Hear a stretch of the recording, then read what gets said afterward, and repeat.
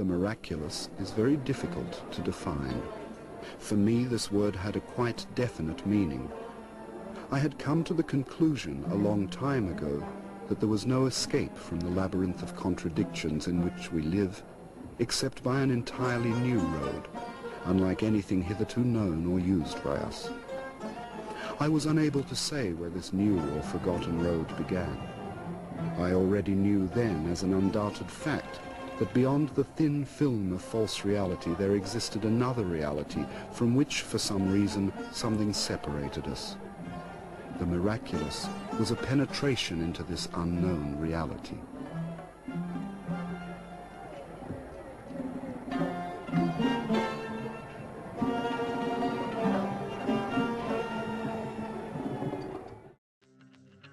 Pyotr Demianovich Ouspenskii brought to the world a new perspective on human consciousness by digging deep into the forgotten esoteric teachings of the distant past. Living at a time of great change during the turn of last century, he was able to make connections and discover teachings that would earn him a great deal of critical acclaim as a writer and lecturer. His success can be attributed to his devotion to the search of the miraculous and his close relationship with the philosopher George Gurdjieff, who would influence his studies for the rest of his life. From Ouspensky came the books Tetrium Organum, A New Model of the Universe, The Psychology of Man's Possible Evolution, In Search of the Miraculous, Fragments of an Unknown Teaching, and The Fourth Way, all of which helped to push the envelope on man's understanding of psychology and human consciousness. Still today, 60 years after his death, his books still sell thousands of copies per year, and it is fair to assume that he will hold a great deal of influence for decades to come. Ouspensky was born on March 4th, 1878 in Moscow to a moderately well-to-do family, which allowed for his exploration as he matured. Throughout his young life, Ouspensky sought to find what he defined as important knowledge, and this drive would permeate his work for the rest of his life. Once he turned 18, he began to travel far and wide across Russia, Europe, and what was defined at that time as the East. In 1907, he discovered theosophical writings that greatly captivated him and led him to study such things as tarot, yogis, and supermen. In 1909, he moved from Moscow to St. Petersburg, where he began to give lectures on his findings, and soon he was able to rally large crowds who wished to hear his tales of the occult. In these early years, he published two books that brought him a great deal of recognition, Tetrium Organum in 1912, and The Symbolism of Tarot in 1913. Within the introduction of the English translation of Tetrium Organum, Claude Bragdon wrote, "In naming his book Tetrium Organum, Ouspensky reveals at a stroke that astounding audacity which characterized his thoughts throughout. Such a title says, in effect, here is a book which will recognize all knowledge. The Organon of Aristotle formulated the laws under which the subject thinks, the Novum Organum of Bacon the laws under which objects may be known. But the third canon of thought existed before these two, and ignorance of its laws does not justify their violation. Tetrium Organum shall guide and govern human thought henceforth." After this success, Ouspensky continued to seek out more knowledge regarding the achievements of higher levels of consciousness. To go about this, he sought out schools in places like India and Ceylon, or what is known today as Sri Lanka. However, these schools of knowledge did not provide him with the information that he sought, so he decided to continue his search in the Middle East and Persia. Yet this idea was cut short by the expansion of World War I, and he was forced to make a long journey home through England, Norway, and Finland to return to St. Petersburg. While there, he continued to lecture about his experiences in India and Sri Lanka. It was during this time that he met a man that would change his life forever, George Gurdjieff. Ouspensky had heard rumors about Gurdjieff, but he had never had the chance to meet him until, by chance, their paths crossed at a Middle Eastern concert and dance presentation in a theater. From there, the two agreed to meet regularly in a noisy St. Petersburg coffee shop to discuss the miraculous. At first, Ouspensky was put off by Gurdjieff, who he described as an Indian-looking man with a powerful mustache and thick Caucasian accent who wore European clothing. However, Gurdjieff's wisdom soon changed Ouspensky's opinion, and he began to see why he was so respected and had such a loyal following by the way he carried himself and how he conveyed information not merely to inform, but to teach. Ouspensky had to know more about Gurdjieff and take advantage of the wealth of information that he could provide, so he asked him to take him as his apprentice. Gurdjieff agreed so long as he followed his instructions completely, and he was able to travel with him around the globe at a moment's notice. Ouspensky agreed, however, he conceded to Gurdjieff that he was a writer and that he must record his experiences that he encountered with him. Gurdjieff agreed, for he stated that no man is capable of keeping any secrets. The two began what Ouspensky called self-work, and Gurdjieff began to show him more and more what the ultimate goal to accomplish would be. During this time, Gurdjieff explained to Ouspensky much of what he had learned in his extensive travels around the East. One of the most overarching lessons that Gurdjieff spoke of was the existence of multiple levels of consciousness. In this, he described that there are 4 levels of consciousness.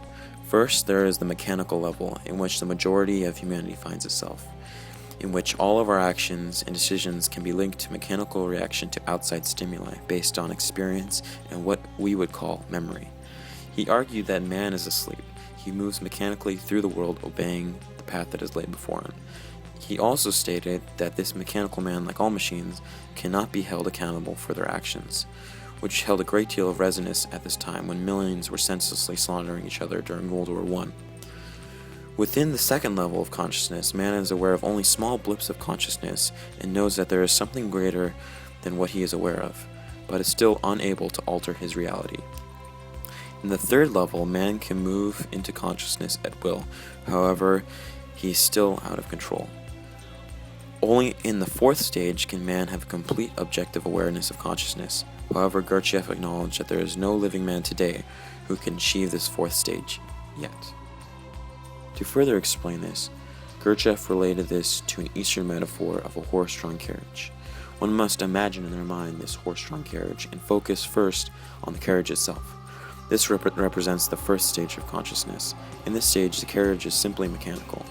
It can move and perform a function, but is completely unaware of its own existence and the world around it. The second level is represented by the horse, which is aware that it is pulling a carriage, but has no real control. All it can do is observe the world around it.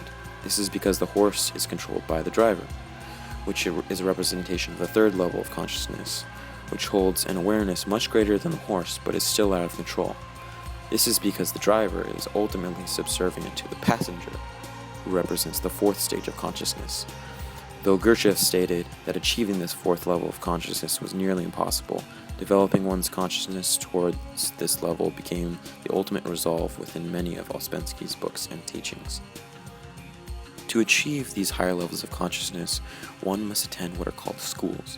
Furthermore, schools are the only manner by which one can develop their consciousness, because without the aid of a teacher and other classmates, one cannot achieve the focus necessary to move forward. These schools follow the model of yogis and other Eastern masters, and one can study the inner workings of these schools and their methods to some degree, but only by working in the schools can one achieve the desired growth. This was because, as Ouspensky asserted, that in his mechanical state, man is asleep, and without the guidance within schools, man will lose interest and begin to operate mechanically once again. To avoid this, schools are taught using 3 lines of work, which overlap each other and force a person to remain fully conscious of his actions. In one of these lines, one works for the self, the next one works for his fellow students, and thirdly, one must work for his school. With these 3 different safety nets, one's mind can seldom wander back into an indirect mechanical thought process.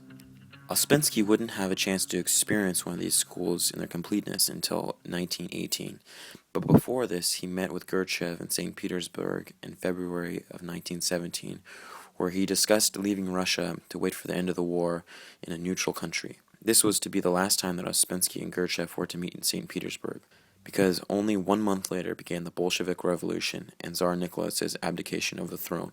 Gurdjieff had left the country but requested that Ouspensky continue teaching and lecturing on what he had learned. Gurdjieff assured him that he would return after Easter of that year, but once Easter came, he only received a telegram stating that he would return in May. It wasn't until June that a frustrated Ouspensky received another telegram, this time from Alexanderpol, saying, "If you need a rest, come here to me." From this, Ouspensky collected a group of little over a dozen lecture students to begin study with Gurdjieff. However, the self-work and study of the system in this school only lasted for 2 weeks after their arrival, when out of the blue, Gurdjieff declared that he was breaking up the school and ending all work. Ouspensky had always been very patient with Gurdjieff and understood the unorthodox manner of his teaching style, but even he admitted that at this point his confidence in Gurdjieff had been shaken. However, in February 1918, Gurdjieff sent out letters inviting students from St. Petersburg and Moscow circles to return once again for school in Essentuki. Over 40 responded and joined him, including Ouspensky. But this time, Ouspensky saw that the direction of Gurdjieff's work had changed, and so he decided to live in Essentuki separately from the group and continue working on his books. Within the book In Search of the Miraculous, regarding this issue, he stated, "I had decided to leave Essentuki, but I did not want to leave before Gurdjieff did. In this respect, I had a strange kind of feeling. I wanted to wait until the end, to do everything that depended on me so that afterwards I could tell myself that I had not let a single possibility escape me. It was very difficult for me to reject the idea of working with Gurdjieff. I must confess, I felt very silly. I had gone abroad when it was possible in order to work with Gurdjieff, and the final outcome was that I parted from him and stayed with the Bolsheviks." After Gurdjieff and Ouspensky went their separate ways, Ouspensky ventured to Constantinople and continued to lecture about his experiences and was able to attract large crowds. In 1920, Gurdjieff once again returned to Ouspensky's life and hoped to work with Gurdjieff again like he did in the past. So he handed him all of his lecture groups. However, to Ouspensky's dismay, the same issues that rose in Essentuki came about, convincing him to leave for London in August of 1921. To continue working independently on his books. Once again, Gurdjieff followed Ouspensky, this time with the desire to develop his envisioned Institute for the Harmonious Development of Man, which had failed to take root 4 times before. In spite of everything that had happened in the past, Ouspensky happily agreed, and together with Gurdjieff and Ouspensky's new group of students, they were able to raise enough money to buy the Château de Pyotr in Avon, France, and in 1922, Gurdjieff opened his institute. And Ouspensky was invited to work at the Château Pyotr. However, he declined Gurdjieff's invitation because he felt that the school lacked organization. Nonetheless, Ouspensky was at the Château Pyotr in January 1924 when Gurdjieff left the institute with some students for the United States. This once again reminded Ouspensky of Gurdjieff's abandonment in 1918 in Essentuki. From this event, Ouspensky concluded that his work in the future would from now on continue independently from George Gurdjieff. With this decision, Ouspensky made great leaps forward in the way of developing schools and lectures. He soon returned to England and was able to develop a school of his own, which started with a group of about 50 people. As his popularity began to develop, once again he was able to better organize and expand his venture. In 1935, his group was able to move to a country house outside of London that would contain as many as 100 people on the weekends. In 1938, he found a larger house in London that contained a studio that could house 300 people. From this, he developed what he called the Historical Psychological Society. And eventually, Ouspensky was able to publish his own periodical based on the group's lectures through one of his students who was a printer by trade. However, Ouspensky was only able to print 5 issues, 3 of which he recalled, and most of these texts were destroyed during World War II. Once war was declared in September of 1939, restrictions, blackouts, food rationing, and the possibility of bombing made it impossible to continue the Historical Psychological Society. During this time, the large London house became a refuge for many people to escape the constant stresses of wartime Britain.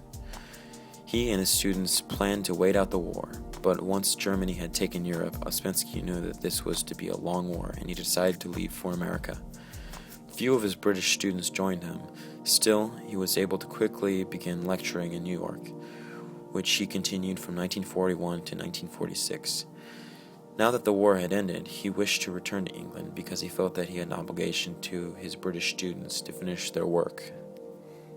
Upon his arrival in 1947, he was able to begin lecturing with his old students again, but the aging and already very ill Ouspensky was taken aback by the cold and rationed post-war Britain, which eventually was too much for him, and on October 2nd, 1947, Ouspensky died.